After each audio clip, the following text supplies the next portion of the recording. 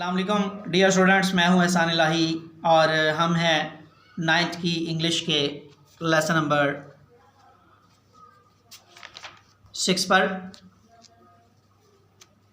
हम इसके paragraph 3, 4 and 5 देखेंगे।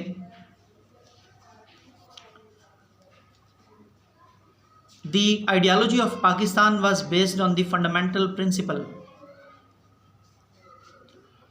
पाकिस्तान का नज़रिया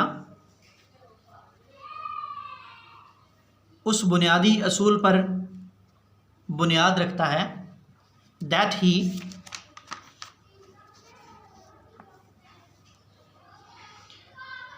the Muslims are an independent nation, के मुसलमान एक आज़ाद कौम हैं।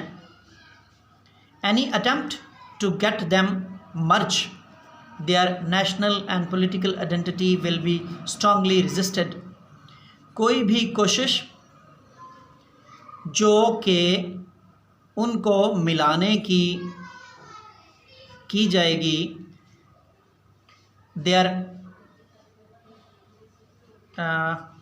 कोई भी कोशिश जो उनकी कौमी और सियासी शनाख्त को मर्ज करने यानी ख़त्म कर देने के लिए की जाएगी will be strongly resisted,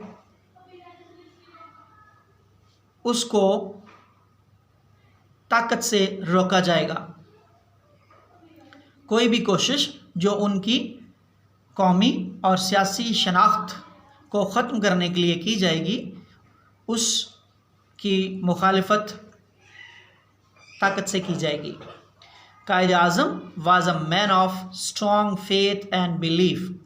Quaid-e-Azam मजबूत ईमान और अकीदे के मालिक थे। He firmly believed, वो पुख्ता यकीन रखते थे that the new emerging state of Pakistan, के नई बन जाने वाली रियासत पाकिस्तान बेस्ड ऑन की बुनियाद है ऑन इस्लामिक प्रिंसिपल्स, इस्लामी असूलों पर, वुड रिफॉर्म इस्लाह करेगी द सोसाइटी मुआशरे की एज अ होल, कुली तौर पर, मजमूई तौर पर। फिर देख लीजिए इसका तर्जुमा। उनका ये पुख्ता यकीन था कि नई बनने वाली रियासत पाकिस्तान जो कि इस्लाम के बुनियादी असूलों पर कायम हुई है वो मुआशरे की मजमूई तौर पर इस्लाह करेगी।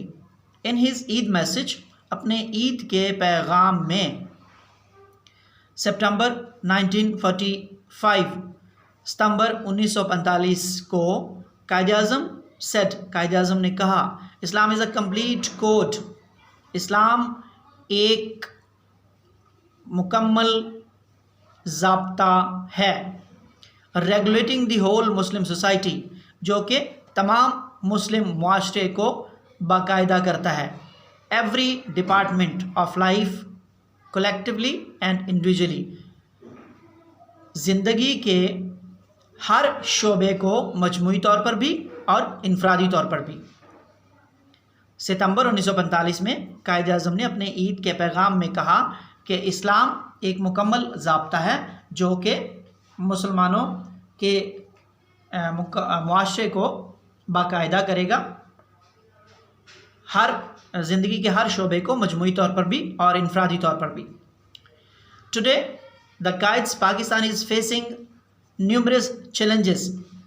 आज कायद का पाकिस्तान सामना कर रहा है बेशुमार ललकारों का। चैलेंज का तर्जुमा हम ललकार करेंगे, यानी किसी को जो है वो मुकाबले के लिए उकसाना या पुकारना। वी हैव फॉरगॉटन, हम भूल चुके हैं, how much struggle Muslims had made, किस कदर कोशिश मुसलमानों ने की है under the dynamic leadership of Quaid-e-Azam, Quaid-e-Azam की मुतहर्रक क़यादत के तले। हम ये भूल चुके हैं कि मुसलमानों ने कायद-ए-आज़म मोहम्मद अली जिन्नाह की मुतहर्रक क़यादत के तले किस कदर कोशिश की है। We can overcome our present difficulties by following the Quaid Azam's golden motto faith unity and discipline. हम काबू पा सकते हैं, हम गालिब आ सकते हैं हमारी मौजूदा मुश्किलात पर बाई फॉलोइंग पैरवी करके कायद्स गोल्डन माटो, कायद के सुनहरी नस्बुलैन, सुनहरी कॉल पर, फेथ यूनिटी एंड डिसिप्लिन यानी ईमान, इत्तेहाद और तंजीम। हम कायदे आज़म के सुनहरी असूल ईमान, इत्तेहाद और तंजीम की पैरवी करके अपनी मौजूदा मुश्किलात पर काबू पा सकते हैं। We can make our nation strong by remembering his advice to the youth. हम अपनी कौम को मजबूत बना सकते हैं नौजवानों को की गई उनकी नसीहत को याद करके।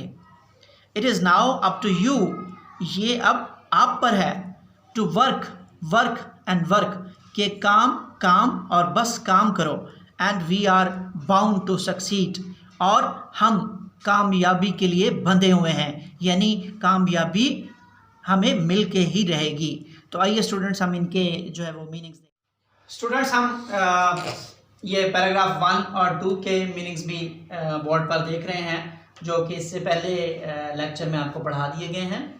तो अभी हम जो है वो पैराग्राफ 3 के मीनिंग्स देखते हैं। मर्ज का मतलब है मिला देना। याद रखिए, मर्ज जो पैराग्राफ 1 में आया था उसका मतलब है जाहिर होना, और मर्ज का मतलब है मिला देना, मिक्स कर देना, जम कर देना, गर्क कर देना। मुखालिफत की गई यानी रेजिस्टेड। रेजिस्ट का मतलब होता है रुकावट बनना या मुखालिफत बनना। फंडामेंटल का मतलब है बुनियादी। आइडेंटिटी का मतलब शनाख्त है। पैराग्राफ 4 पर कुछ लफ्ज़ हैं। प्रिंसिपल का मतलब है असूल। एक प्रिंसिपल वो है जिसे आप PAL लिखते हैं, यानी इदारे का सरबराह, जैसे आपके स्कूल का प्रिंसिपल। तो यहाँ पर है PLE, इसका मतलब होता है असूल। रिफॉर्म का मतलब है इस्लाह करना। रेगुलेट का मतलब है बाकायदा करना। बाकायदा करने से मुराद है कि किसी काम को बिना रुकावट के करना। कलेक्टिवली इज्तिमाई तौर पर यानी मजमूई तौर पर। इंडिविजुअली यानी इनफरादी तौर पर। पैराग्राफ 5 देखिए। न्यूमरस का मतलब है बेशुमार, अनगिनत। चैलेंज का मतलब ललकार है। चैलेंज हम आमतौर से उर्दू पंजाबी में भी ऐसे ही इस्तेमाल कर लेते हैं, लेकिन इसका मतलब है ललकार यानी मुकाबले के लिए पुकारना। डायनामिक का मतलब है मुतहर्रक यानी हरकत करता हुआ। ये सबक में जो है वो डायनामिक लीडरशिप के लिए लफ्ज़ इस्तेमाल हुआ है, यानी मुतहर्रक क़यादत। इसका मतलब ये है मुतहर्रक क़यादत का, यानी एक ऐसी क़यादत जो ख़ुद भी मुतहर्रक है, जो ख़ुद भी हरकत में रहती है। तो डायनामिक का मतलब हुआ मुतहर्रक। ओवरकम का मतलब है काबू पा लेना, शिकस्त दे देना, गालिब आ जाना। माटो का मतलब है नस्बुलैन। आप एक आम लफ्ज़ पढ़ते हैं कायदे आज़म के लिए कि ईमान, इत्तेहाद और तंजीम जो है वो कायदे आज़म का नस्बुलैन है। तो उस नस्बुलैन के लिए लफ्ज़ माटो है। हम इसको कॉल भी कह सकते हैं।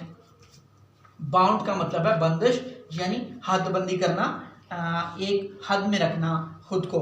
सबक में ये आखिरी पैरे में इस्तेमाल हुआ है कि we are bound to succeed, यानी हम अगर काम काम और बस काम करते हैं तो हम कामयाबी के लिए बंधे हुए हैं, यानी कामयाबी हमें मिल के रहेगी। तो स्टूडेंट्स ये पैराग्राफ्स के मीनिंग भी ख़त्म हुए। इसी के साथ हमारा इस लेसन का ट्रांसलेशन भी ख़त्म होता है। हम इंशाल्लाह आइंदा क्वेश्चन आंसर्स और एक्सरसाइज की बाकी हिस्सों के लिए फिर से मिलेंगे। तब तक के लिए खुदा हाफिज़।